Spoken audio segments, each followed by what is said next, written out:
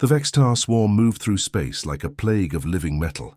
Their ships pulsed with organic technology, breathing and growing as they devoured entire star systems. What had started as whispered rumors in distant trading posts had become the galaxy's worst nightmare. Commander Thulvar stood in the nerve center of his flagship, a massive creature ship that stretched for kilometers. Its walls breathed around him, responding to his thoughts through neural implants that connected his mind to the vessel. Through the ship's biomechanical eyes, he watched his fleet tear apart another world. The planet below had once been home to the peaceful Zephyrian race. Their crystal cities had sparkled like jewels across green continents.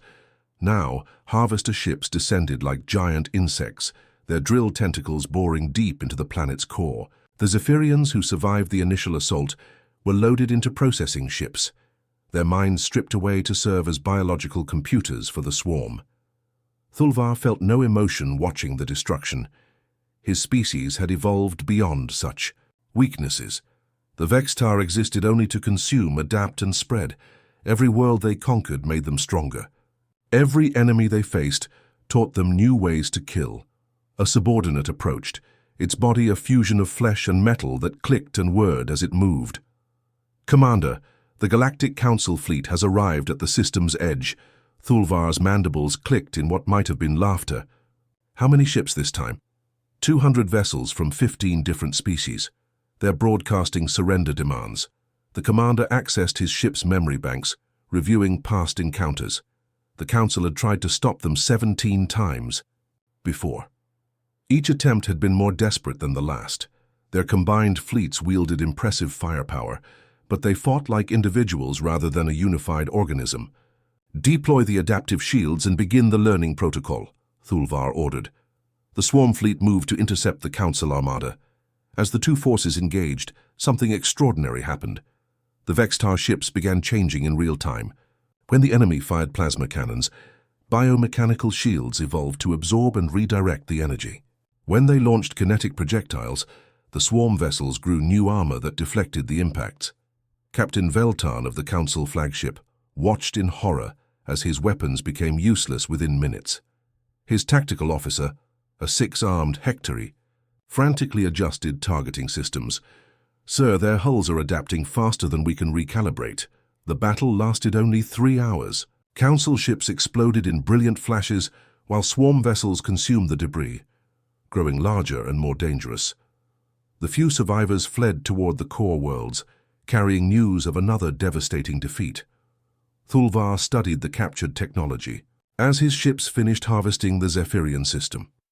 Each victory taught the swarm new tricks. They had learned stealth technology from the shadow-dwelling Umbrans, shield harmonics from the crystalline resonance, and faster-than-light travel from a dozen different species. The galaxy's greatest military minds had tried everything. The warlike Krathen had thrown their entire battle fleet at the swarm, only to watch helplessly as their own weapons were turned against them.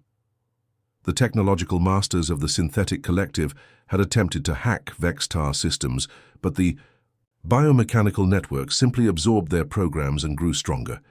News of each defeat spread faster than the swarm itself. Entire civilizations abandoned their homeworlds rather than face the approaching horror. Trade routes collapsed as merchant ships refused to venture into contested space. The great centers of galactic civilization began preparing for siege. On the water world of Aquatica, millions of the amphibious tidewalkers dove deep into their ocean cities, hoping the depths would hide them. The gas giant stations of the helium breathers went dark, their inhabitants fleeing to the galaxy's edge. Even the ancient watchers, who had observed the universe for 10,000 years, packed their crystalline libraries and departed for unknown dimensions. But it was in the outer rim territories where the true horror became clear. The swarm didn't just conquer worlds, they transformed them. Planets became living factories, their surfaces covered in pulsing biomechanical growth. Captured populations were integrated into the swarm's collective consciousness, their individual thoughts dissolved into the greater organism. Thulvar felt the mental voices of billions of absorbed minds flowing through the neural network. Their knowledge, memories, and skills became part of the swarm's ever-growing intelligence. Each conquered species made the Vextar more dangerous, more adaptable, more unstoppable. As the fleet prepared to move toward the core worlds, communication, arrays across the galaxy fell silent. The outer rim had gone dark. Its civilizations either fled or consumed. Refugee ships carried tales of worlds where the very air had turned into breathing metal, where mountains walked and oceans turned to acid. But then, cutting through the static and fear, came a single transmission from the deep void. It was brief, encrypted with old Earth protocols that most species had forgotten. The message reached only a few receivers before fading into the cosmic background noise. 3 words that would change everything. Earth remembers. In the depths of space, something stirred. The galaxy's nightmare was about to meet its match. Space rippled like disturbed water as the UES Vengeance tore through the fabric of reality. The massive human battleship emerged from hyperspace with a sound that shouldn't exist in the vacuum. A deep, resonating hum that seemed to shake the very atoms around it. The ship's hull bore the scars of 1,000 battles, its dark metal, surface patched and weathered like an old warrior's armor. Captain Kim stood motionless on the bridge, his weathered hands gripping the command rail. Through the vast viewport, he watched the Kepler system burning. What had once been humanity's most distant colony was now a hellscape of fire and twisted metal. The planet's surface glowed with an unnatural red light as Vextar harvester ships stripped away everything that had once made it home. "Sir, we're receiving multiple distress signals," Lieutenant Park announced from her station. Her fingers danced across holographic displays showing dozens of fleeing vessels. Refugee ships from at least 20 different species. They're all running from the inner system. Kim's jaw tightened as he watched a family transport vessel, probably carrying Zolonian younglings, limping past them on damaged engines. Its hull showed burn marks from Vextar bioweapons. Behind it, a Krathan military escort fired its rear guns at something pursuing in the asteroid field. "Put me through to that Krathan ship," Kim ordered. The viewscreen flickered to life, showing the scarred face of a Krathan commander. His species looked like walking tanks, all thick armor plating and glowing red eyes. But even this battle-hardened warrior couldn't hide his terror. "Human vessel, you must flee immediately," the Krathan shouted. "The swarm has taken the colony. Nothing can stop them. Their ships adapt to everything we throw at them." Lieutenant Park leaned forward at her console. "Captain, I'm picking up more transmissions. A healer ship is broadcasting that they watched an entire Vextar cruiser regrow its hull after taking direct hits. And there's a trader vessel claiming the swarm ships are learning their language in real time." Kim nodded grimly. The reports matched everything Earth Command had gathered from the Outer Rim survivors. The Vextar weren't just conquerors. They were evolution in fast forward, adapting to every challenge within minutes. Through the ship's sensors, they watched the enemy fleet at work. Dozens of biomechanical vessels surrounded the human colony world, like antibodies attacking an infection. The ships pulsed with organic rhythms, their hulls breathing and shifting as they consumed the planet's resources. Massive, tentacle-like, appendages reached down from orbit, boring deep into the surface to extract metals, water, and anything else the swarm could use. "My God," whispered Ensign Yoon from the navigation station. "Look at the size of their flagship." The command vessel was a nightmare of living technology. Easily 10 kilometers long, it resembled a massive sea creature crossed with a factory. Organic tubes and mechanical components grew across its surface in patterns that hurt to look at directly. Bioluminescent veins pulsed along its flanks, carrying nutrients and information throughout its body. "Sir, we're being scanned," Park reported. "Multiple sources, very thorough. They're trying to map our entire ship." On the enemy flagship, Commander Thulvar studied the readings with growing curiosity. The human vessel registered as primitive by galactic standards: old fusion drives, basic energy weapons, simple armor plating, but something about its design seemed familiar, as if the swarm had encountered similar technology before. "Bring up the genetic archives," he commanded. Data flowed through his consciousness, memories absorbed from countless conquered worlds. There, buried in files taken from a trader species 3 systems back. References to a species called humans, supposedly extinct after their homeworld was destroyed by solar flares. The records described them as primitive, but unusually aggressive, with a talent for violence that impressed even the warlike Krathen. "Commander," his tactical officer reported, "the vessel carries only 800 life forms. Shall we destroy it?" Thulvar's mandibles clicked thoughtfully. Live specimens from an extinct species would be valuable for study. The swarm's biolaboratories could learn much from dissecting humans, especially if they possessed any unique adaptations. "Dispatch boarding craft. I want them taken alive for processing." Back on the Vengeance, Captain Kim watched the enemy response unfold on his tactical display. Dozens of smaller vessels detached from the main swarm fleet, moving toward them with predatory grace.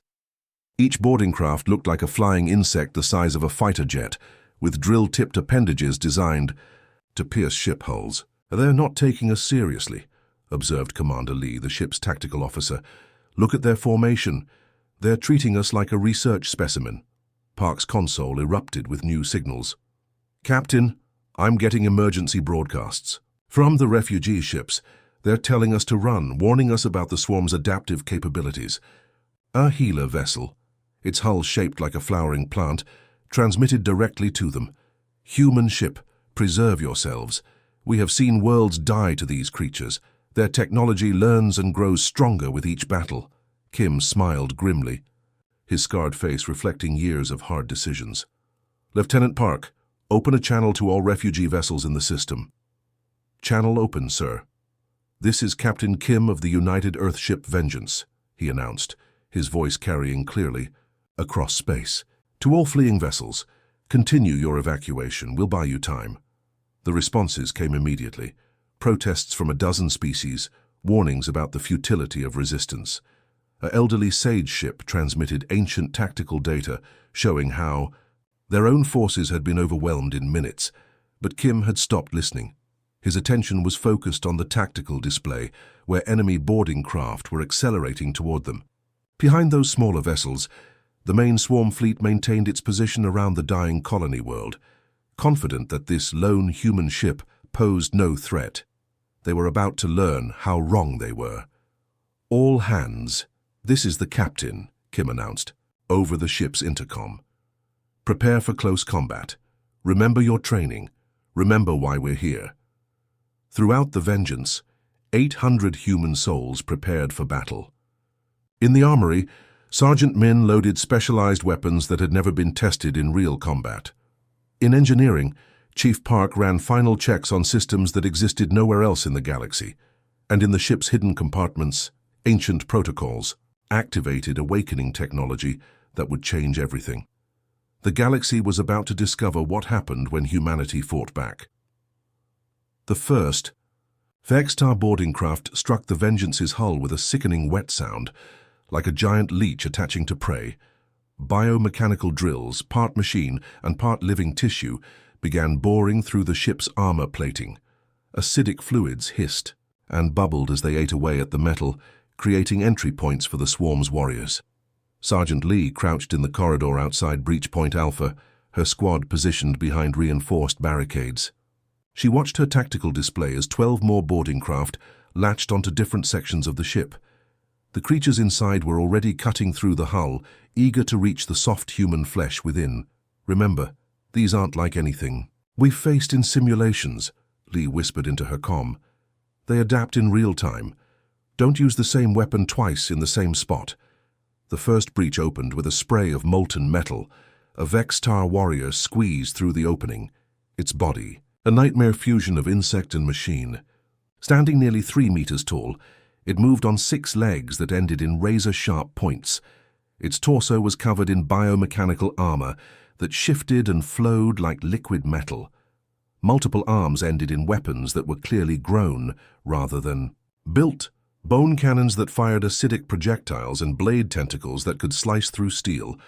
Lee didn't hesitate. She pulled the pin on a device that looked like an ordinary grenade, but pulsed with electrical energy. The electromagnetic pulse grenade detonated just as the creature stepped into the corridor.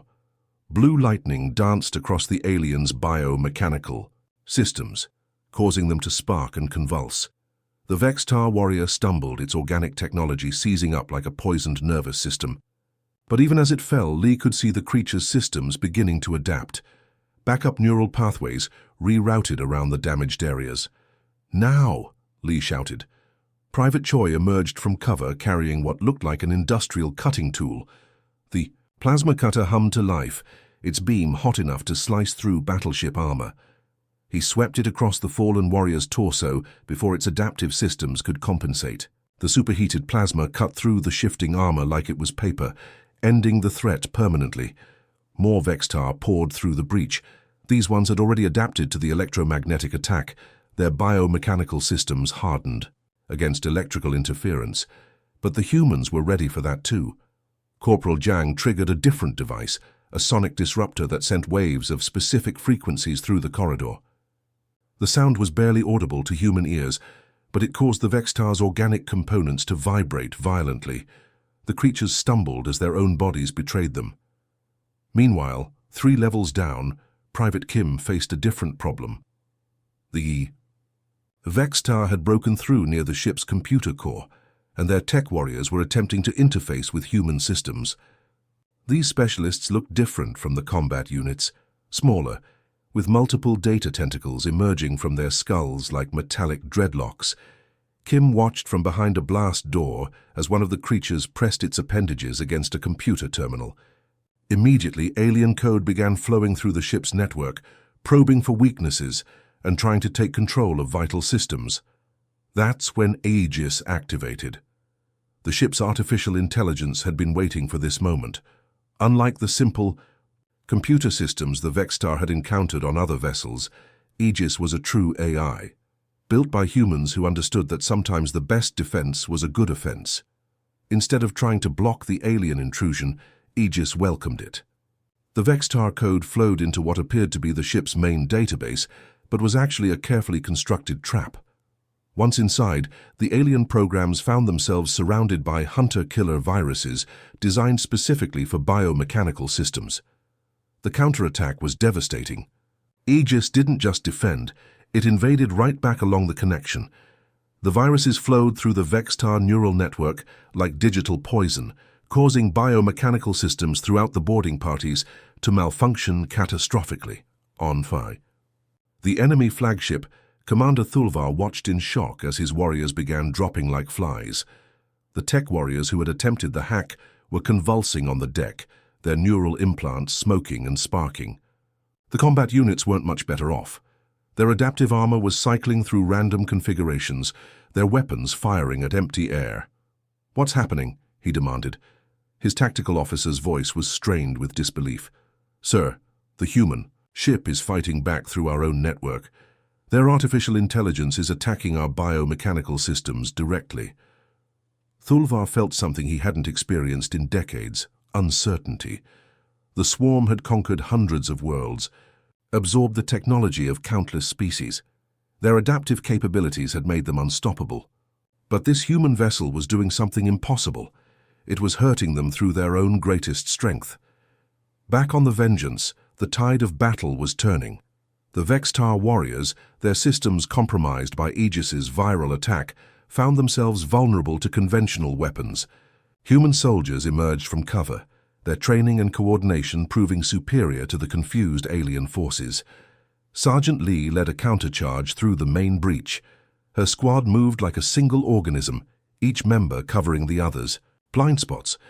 They had trained for this scenario for months, preparing for an enemy that could adapt to any single strategy. The key was never giving them time to adapt. Private Yoon rolled a cryo-grenade into a cluster of Vextar, flash freezing their biomechanical joints. Before they could adjust to the temperature change, Corporal Park hit them with incendiary rounds that exploited their now brittle armor. As the creatures began compensating for thermal attacks, Specialist Quan struck with kinetic penetrators that punched through their softened defenses. The humans fought like their homeworld had taught them, adapting faster than their environment could kill them. Every few seconds they switched tactics, weapons, and approaches. The Vextar's evolutionary advantage became meaningless when they couldn't predict what was coming next. In the ship's command center, Captain Kim watched the boarding action through internal sensors.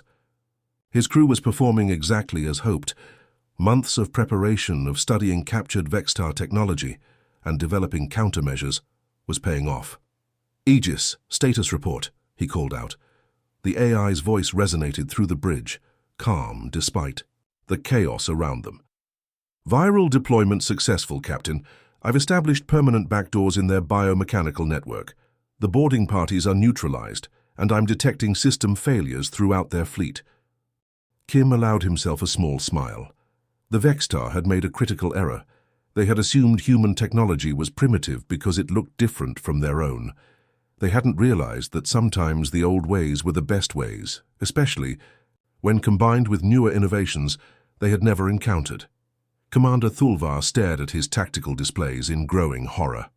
Half his boarding craft weren't responding. The other half were reporting casualties that should have been impossible. And somehow the human ship was still broadcasting, not distress calls but tactical data to the fleeing refugee vessels. For the first time in his existence, Thulvar wondered if the swarm had encountered something it couldn't consume. The humans were fighting back, and they were winning. Captain Kim stepped forward to the communication console, his weathered face illuminated by the tactical displays showing the chaos around them. The Vextar boarding parties lay defeated throughout his ship, their biomechanical systems still twitching from Aegis's viral assault. But this was only the beginning. "Open a channel to all vessels in the system," Kim commanded. "All frequencies, maximum broadcast power." Lieutenant Park's fingers flew across her controls. "Channel open, sir. Every ship within 3 light hours will receive this." Kim's voice carried across space with the authority of someone who had waited years for this moment. "This is Captain Kim of the United Earth ship Vengeance, broadcasting to all forces in this system. The Vextar swarm believes they have encountered a primitive refugee vessel. They are wrong." On the enemy flagship, Commander Thulvar listened with growing unease. The human's tone had changed from desperate survivor to something far more dangerous for E. "8 months humanity has watched your progress across the galaxy," Kim continued. "We placed hidden observation posts in 17 systems along your path. We studied your tactics, your technology, your weaknesses. Every battle you fought, every world you consumed, taught us how to kill you." Engineer Han moved to a sealed panel that had remained locked throughout their journey. His palm print activated ancient security protocols, and the panel slid open to reveal controls that pulsed with energy. "Captain, all systems are green. We're ready to show them what Earth engineering can do." Kim nodded grimly. "Execute protocol." Omega. The Vengeance began to transform. What had appeared to be battle damage and wear across the hull was actually camouflage. Sections of the ship's exterior peeled away like shedding skin, revealing gleaming weapon arrays underneath. The vessel's true form emerged. Not an aging battleship, but a predator designed for one specific prey. Massive railgun turrets unfolded from hidden compartments, their magnetic coils charging with barely contained energy. Missile pods bloomed along the ship's flanks like deadly flowers, each warhead containing payloads specifically engineered to destroy biomechanical systems. But most impressive were the drone bays that opened along the ship's underside, like the maw of some deep-sea creature. "Deploy hunter-killers," Han announced, as his fingers danced across the newly revealed controls.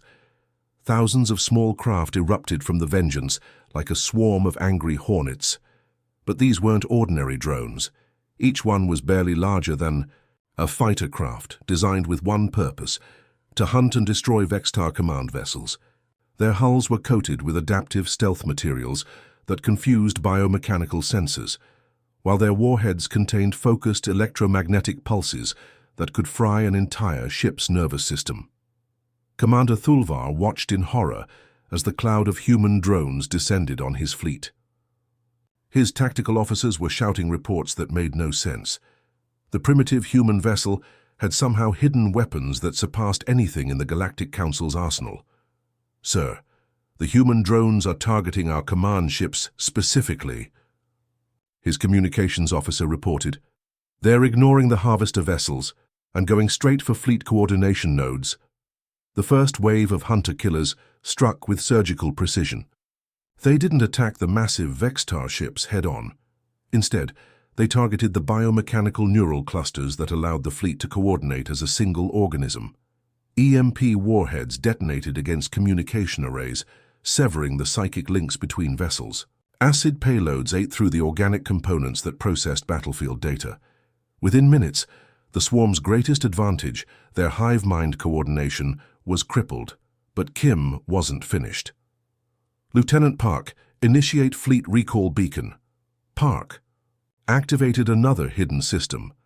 A powerful transmitter began broadcasting a specific frequency into deep space, a signal that had been prepared years ago when Earth's supposed destruction had actually been an elaborate staging event. The response was immediate and terrifying for anyone watching from the Vextar side. Hyperspace rifts began opening throughout the Kepler system, not just one or two, but dozens. Ship after ship emerged from faster-than-light travel, each one bearing the distinctive angular design of human military vessels. But these weren't like the Vengeance. They were clearly newer, purpose-built for this moment. The UES Retribution materialized first, a massive dreadnought bristling with weapon systems that had never been seen in galactic warfare. Its hull was jet black, designed to absorb and redirect energy weapons. Captain Nam stood on its bridge, watching as more human ships joined the battle. The UES Prometheus followed, a carrier vessel that immediately began launching waves of fighter craft. These weren't the simple interceptors used by most galactic navies. They were intelligent combat units that could think and adapt as fast as their pilots. Cruiser after cruiser dropped out of hyperspace. The UES Indomitable, commanded by Captain Shin, moved directly toward the Vextar flagship. The UES Phoenix, under Captain Yang, began coordinating with the refugee vessels to establish safe evacuation corridors. "This is impossible," Thulvar whispered, as his tactical displays showed over 50 human warships surrounding his fleet. "Earth was destroyed. The star went nova. We confirmed it ourselves." Lieutenant Park's voice carried a note of satisfaction as she coordinated the human fleet's movements. "Sir, all vessels report ready for synchronized assault. The swarm fleet is completely surrounded." Kim opened the channel again, this time directing his words specifically to the Vextar flagship. "Commander Thulvar, I know you can understand this. Your species has absorbed enough galactic languages. Earth's destruction was theater, a necessary deception to give us time to prepare for you." The truth was staggering in its implications. While the galaxy had mourned humanity's extinction, Earth's entire population had relocated to hidden colonies in distant systems. Their homeworld's destruction had been staged using stellar manipulation technology that made it appear their sun had gone nova. For 8 months, human scientists and engineers had worked around the clock, building a fleet designed for one purpose: to stop the Vextar swarm. "We studied every battle you fought," Kim continued. "Every adaptation your ships made. Every tactic you used. We built counters for all of it. Your biomechanical systems are impressive, but they have one fatal flaw: they need time to adapt." The human fleet struck simultaneously. 50 ships opened fire at once, each weapon system designed to exploit a different Vextar weakness. The Retribution's main guns fired rounds that released swarms of nanites upon impact. Machines so small they could infiltrate biomechanical systems and destroy them from within. The Prometheus's fighters launched missiles that created localized gravity wells, crushing organic components that couldn't withstand the pressure. Engineer Han monitored the assault from his station, watching as years of preparation bore fruit. "Captain, their adaptive systems are trying to compensate, but we're hitting them with too many different attack vectors simultaneously. They can't evolve fast enough." The Vextar fleet was experiencing something they had never encountered: defeat. Their greatest strength had become their weakness. The biomechanical systems that made them unstoppable against any single threat were overwhelmed when faced with dozens of different attack methods at once. As swarm ships began exploding throughout the system, Captain Kim opened one final transmission to the fleeing refugee vessels. "This is the human fleet. All civilian ships, you are safe to continue your evacuation. We will handle the swarm." The galaxy was about to learn that reports of humanity's death had been greatly exaggerated. The human fleet moved through space like a pack of wolves that had finally cornered their prey. Every ship in the formation demonstrated the harsh lessons learned from Earth's unforgiving environment. For millions of years, humanity had survived ice ages, asteroid impacts, volcanic winters, and countless other disasters that would have wiped out softer species. Now, that same relentless adaptability was turned against the galaxy's greatest threat. Captain Kim watched from the Vengeance's bridge as his fleet executed maneuvers that defied conventional space combat doctrine. Human ships didn't fight like the rigid formations used by Galactic Council forces. Instead, they moved like living things, constantly shifting, adapting, responding to threats faster than their enemies could compensate. The UES Retribution, commanded by Captain Nam, demonstrated this perfectly. When Vextar bioships tried to surround it, the massive dreadnought didn't retreat or call for support.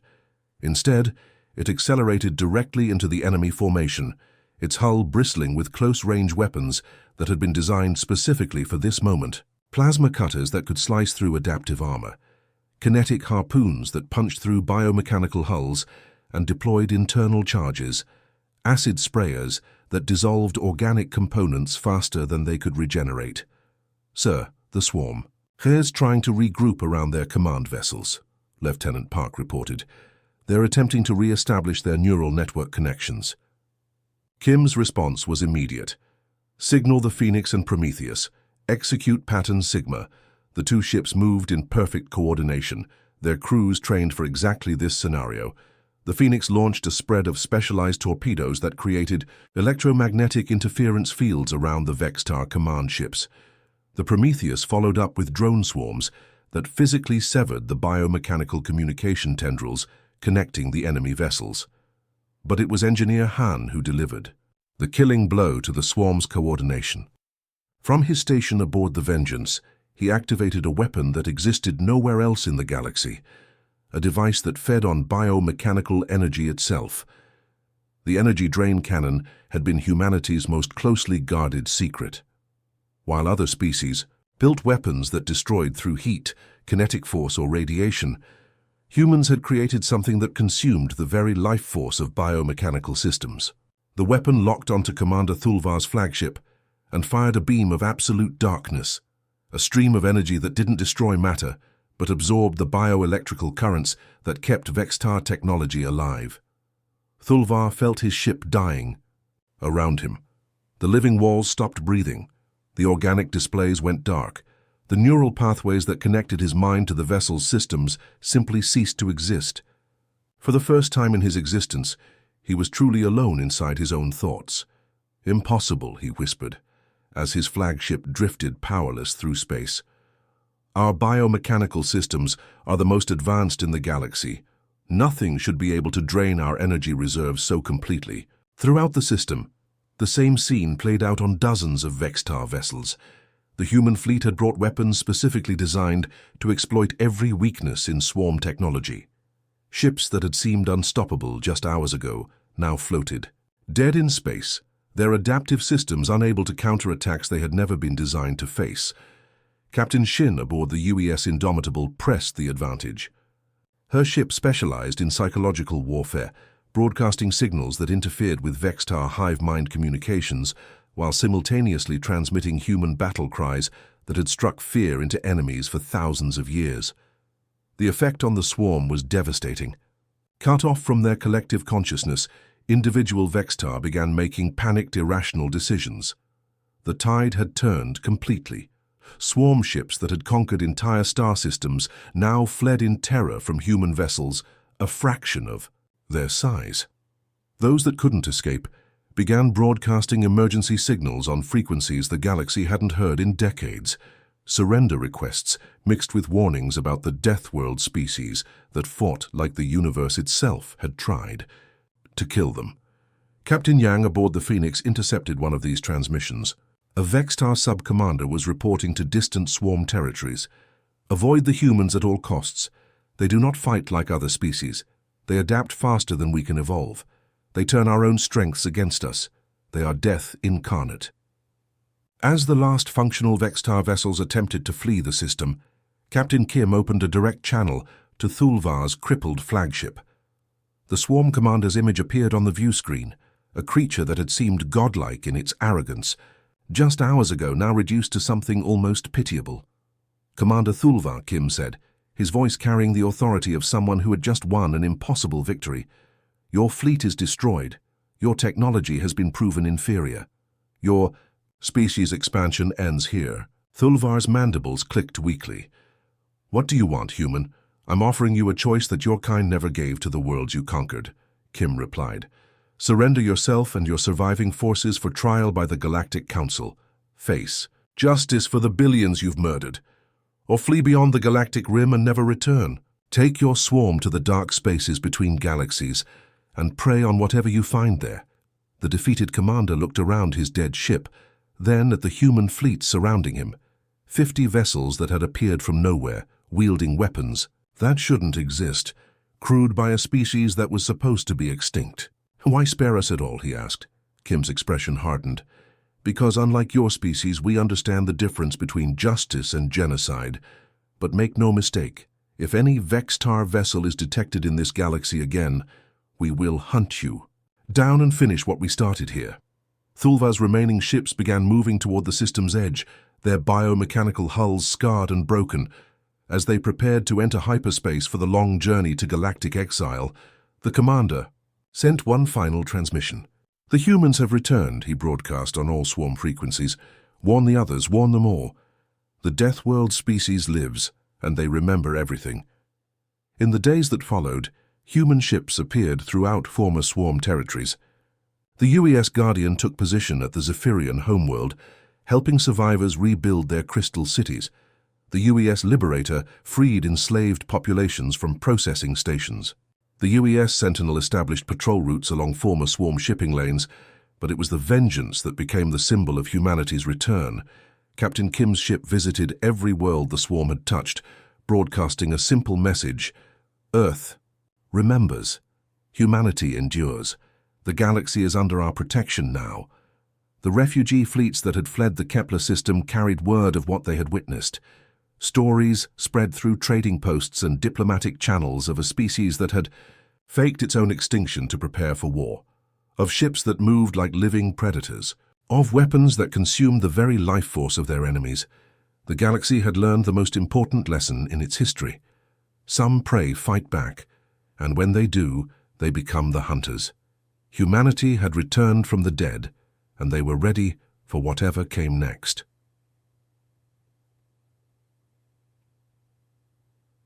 The end.